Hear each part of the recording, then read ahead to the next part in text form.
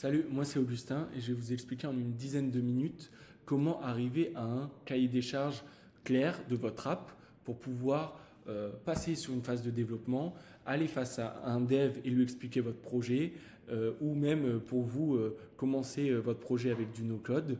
C'est une vidéo en 4 grandes étapes clés qui vous permettront d'avoir une vision plus claire en fait de votre app et de savoir quelle va être votre MVP, votre première version de l'app, quelles vont être ensuite les versions 2, 3, 4, etc. C'est le fondement de votre projet. Ça s'adresse aussi à ceux qui ont un ancien projet qu'ils ont déjà commencé à développer et qui sont partis dans tous les sens parce qu'ils ne sont pas passés par ces 4 grandes étapes-là. Juste avant de commencer, nous chez Line, on développe des solutions custom, que ce soit des apps, des web apps et des SaaS majoritairement. Restez bien jusqu'à la fin parce que je vais vous donner une matrice complète des fonctionnalités à choisir dans une app et à prioriser. Du coup, comment structurer un projet d'app? C'est ça le fond de la vidéo, c'est comment vous allez pouvoir structurer votre app et pas partir dans tous les sens à se dire bah moi j'aimerais qu'il y ait ça, j'aimerais qu'il y ait cette fonctionnalité là, j'aimerais aussi rajouter ça. Comment vous pouvez prioriser pour avancer en fait et pas tourner en rond et juste avoir des idées et vraiment passer à l'action. Étape 1, tout simplement identifier le problème. Votre app, votre projet, il répond à quoi? Pourquoi vous le créez? Est-ce que d'abord c'est un problème que vous voyez au jour le jour ou vous pensez qu'il y a ce problème-là qui existe? Si c'est juste des pensées, essayez d'aller chercher des moyens factuels de vérifier votre problème. Une fois que vous avez votre problème, faut le formaliser. Quelle est la fréquence de votre problème? Est-ce que surtout il y a déjà une solution qui existe? Voilà, vous devez arriver à une problématique claire. Ici, c'est vraiment la base de votre projet. Si votre projet ne répond pas à une problématique claire, ça va être juste une app en plus. Ça va être une app en plus dans le marché et c'est bien beau d'avoir une app, mais si elle ne sert à rien et qu'il n'y a pas d'utilisateur, ça ne va rien vous rapporter. Le but, c'est d'aller identifier un problème pour pouvoir y répondre. Le but, ainsi, c'est de pouvoir formaliser ce problème-là et le synthétiser en une ou deux phrases. Voilà, moi, je vous ai mis un exemple ici d'une app c'est une idée, hein, vous pouvez la reprendre bien sûr. C'est un touriste, du coup, il galère à trouver quoi faire à Paris car il y a plein de sites en fait, que ce soit à Paris ou autre part. Parce qu'il y a plein de sites, il tape, il entend, ou il va sur TikTok, il regarde des avis et il aimerait une app à la Tinder où en fait on peut répondre à cette problématique. Il galère à trouver quoi faire à Paris en fonction de ses envies, mais on pourrait faire une app à la Tinder, il switch en fonction, l'app lui propose quoi faire et lui il dit il aime pas et elle s'améliore au fur et à mesure du temps et à la fin on peut, ça c'est les fondements et dans une étape 2 proposer même des rendez-vous sur l'app, aller chercher des restaurants qui eux vont financer dans l'app, etc., etc. Là j'ai plein d'idées qui me viennent, mais c'est juste pour vous dire que partez d'un problème où l'utilisateur il a un problème pour faire quelque chose, où il galère à faire une action, à trouver quelque chose, à commander, à réserver, il voudrait ça. Il voudrait une app qui lui permet d'aller plus vite, qui permet de synthétiser, qui permet de fluidifier. C'est des grands mots, mais qui permettent d'arriver à une idée concrète d'app en fait. Une fois que vous avez cerné votre problème, vous devez cerner votre utilisateur cible. Parce que le but, c'est pas de s'adresser à tout le monde en fait. Si vous adressez à tout le monde, en fin de compte, vous adressez à personne. Il faut surtout savoir à qui vous vous adressez pas en fait. Du coup, vous pouvez passer par des phases de profilage où vous allez vous mettre à la place de votre utilisateur et faire des catégories de profils. Vous pouvez demander à ChatGPT, il le fait très bien. Mais à quoi répond votre utilisateur cible? Est-ce que c'est plutôt un homme, une femme? Quelle est sa tranche d'âge? Et en fonction de tout ça, ça va permettre en fait après pour vous d'orienter le design, d'orienter le développement de l'app. On ne développe pas une app pareille pour des utilisateurs qui sont plutôt ados que des utilisateurs qui ont plutôt 40 ans. C'est pas du tout la même chose, c'est pas du tout le même user flow derrière. C'est pour ça qu'il faut que vous ayez en seconde étape défini votre utilisateur cible et votre utilisateur non cible. je reprends mon petit projet d'app qui avance dans le temps. Vous avez maintenant vous avez maintenant identifié le problème, pardon. Vous avez aussi identifié votre utilisateur cible. Là, vous avez réussi les 2 premières étapes les plus importantes, c'est définir vraiment vos fondations. Vous avez votre projet, il répond à cette problématique-là pour ce type de personne.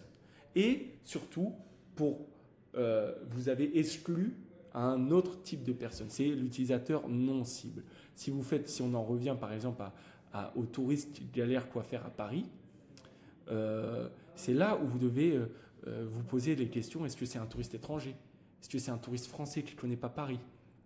Est-ce que c'est un touriste parce qu'un touriste étranger, il va pas chercher du tout la même chose qu'un touriste français qui vient de Grenoble ou de je ne sais où. Ensuite, on arrive enfin à l'étape 3. C'est la plus importante. Là, c'est l'étape de fonctionnalité, celle où je vais vous donner justement la matrice. Ici, votre projet d'app, il faut le voir étape par étape, succès par succès. Tout d'abord, il faut se fixer ces fonctionnalités importantes pour pouvoir faire un passage à l'action rapide. Il faut que vous alliez tester votre marché. Il faut que vous alliez tester votre app, la développer, la designer, la développer, la sortir et la donner juste à vos potes déjà. Une fois que vos potes ils l'ont, vos amis, votre famille ils l'ont, ils vont vous faire des retours tout de suite. Et pour en revenir à l'application de tout à l'heure avec le touriste, vos amis ils vont peut-être vous dire non mais ici c'est pas fluide, ici j'aimerais avoir cette fonctionnalité en plus, etc., etc. Pour faire ça, je vous ai mis ici une liste des 40 plus grandes fonctionnalités et vous devez les classer avec ce qui est indispensable, ce qui est important et ce qui est optionnel, du moins au début pour passer à l'action.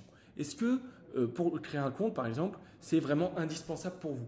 Peut-être vous vous dites, dans mon app, je veux que les utilisateurs aient créé un compte. Pourquoi? Parce que après, je vais avoir de la data sur eux, je vais pouvoir les retargeter, je vais pouvoir faire de l'emailing et peu importe.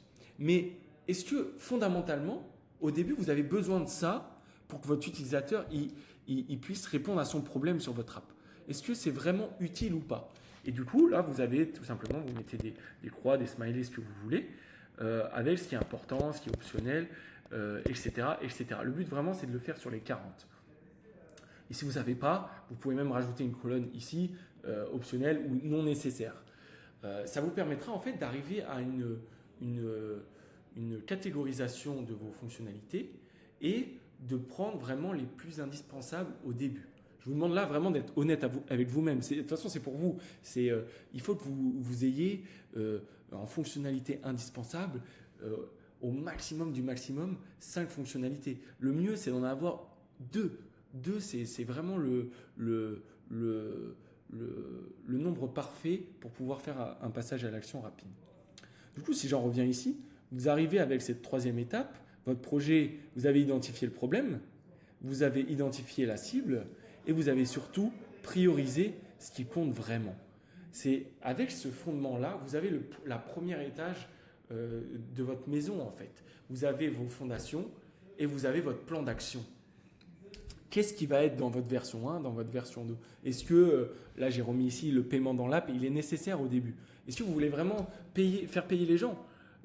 Plus on rajoute de fonctionnalités, plus le développement il va être long et plus ça va être complexe à passer à l'action. Et enfin, on arrive sur une 4e étape, c'est votre expérience utilisateur. Ici, ce n'est pas forcément nécessaire cette étape, mais elle était pertinente d'être évoquée ici. Pourquoi? Parce que si vous arrivez à faire cette étape-là, vous avez déjà une avance sur plein de gens en fait. Vous passez d'idées de projet à quelque chose de réel, à une première version factuelle de votre cahier des charges. Le but, dans cette étape, ça va être de définir votre user flow. L'user flow, ça va être l'enchaînement, comme si vous étiez l'utilisateur, l'enchaînement d'actions. Ici, je vous ai mis un exemple. Action 1, je crée un compte. Action 2, je parcours les offres. Action 3, je commande. Là, c'est résumé. Mais quand on crée une app, on arrive sur je vais essayer d'agrandir, je ne sais pas si on verra, mais une map de telle sorte où ça va être encore plus dans le détail. Ça va être étape 1, je me connecte. Étape 2, je crée un compte. Étape 3, je renseigne mes informations. Quelles sont les informations importantes? Est-ce que j'ai besoin de rentrer mon nom, mon prénom? Et ça, en fait, votre user flow principal, il dépend beaucoup de votre matrice de décision précédente. C'est-à-dire que vous ne pouvez pas ici mettre la création d'un compte utilisateur si avant vous n'avez pas décidé que le compte utilisateur c'était quelque chose d'indispensable. Une fois que vous avez défini en fait l'objectif global de votre utilisateur sur votre app avec les 5 actions principales qu'il va faire de A à Z, c'est-à-dire il se connecte, il parcourt les offres, il commande. Ça c'est pour Deliveroo par exemple. Dans notre cas du touriste, il ouvre l'application, c'est même pas il crée un compte, c'est il ouvre l'application, il scrolle, enfin il choisit oui, non, et après il a un récapitulatif de ses likes en fait. Ça c'est tout simple. Et là vous avez une première idée. Vous partez d'une idée un peu floue, moi je veux aider les touristes à choisir et à faire leur plan de vacances. Mais dedans, j'aimerais qu'ils payent les prestataires. J'aimerais que les prestataires ils aient un accès. J'aimerais que l'utilisateur, il puisse choisir, qu'il ait un tableau de bord, qu'il puisse cocher les villes qu'il ait faites. Tout ça, plein de fonctionnalités intéressantes. Mais factuellement, est-ce qu'on peut passer à l'action tout de suite avec tant de fonctionnalités? Non. Vous essayez de créer un projet d'app, vous voulez passer à l'action et même peut-être sûrement le faire de vous-même. Et c'est ça qui est bien avec maintenant le no-code, c'est que vous pouvez passer à l'action tout de suite. Du coup, essayez de mettre en place ces 4 étapes. Je vais les récapituler encore une dernière fois. Identifier le problème, l'utilisateur cible, les fonctionnalités principales et l'expérience utilisateur de base. Et vous arriverez à un premier cahier des charges et à un discours clair qui vous permettra après de développer par vous-même ou développer avec un développeur. Si vous souhaitez qu'on 12 minutes un peu plus long que prévu, mais si vous souhaitez qu'on en discute de vive voix tous ensemble, vous pouvez prendre un rendez-vous avec moi. Je vous mets le lien du Calendly juste en dessous de la vidéo. Et c'était un plaisir. Je pense que je ferai une prochaine vidéo sur comment construire une map un peu plus détaillée. Voilà, merci et à bientôt.